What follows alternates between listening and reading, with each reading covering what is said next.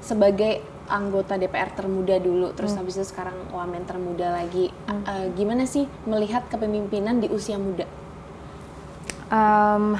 Nah, that's a good question ya. Tentu yang saya lihat dari dulu masuk di dalam sebuah sistem di DPR hingga sekarang di kementerian, tentu banyak sekali hal yang harus kita lakukan secara keutuhan bangsa kita ya. Maksudnya target-target dari segi ekonomi, lalu kemudian juga bagaimana mementingkan kerjasama gitu. Kerjasama ya. Kerjasama itu merupakan challenge yang terbesar menurut saya, karena setiap sektor pasti muncullah ego sektoralnya, merasa paling mungkin terdepan atau paling benar gitu ya. Tapi dengan menekankan itu kerjasama itu sangat amat penting dan dibutuhkan oleh bangsa.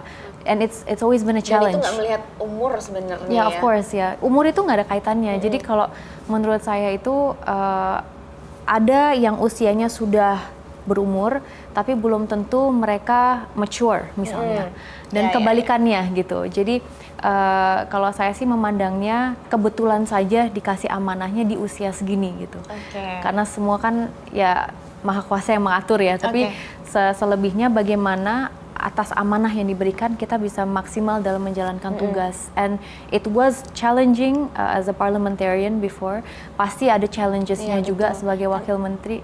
Tapi I think what drives me as a person adalah niat besar saya untuk selalu hadir di tengah masyarakat.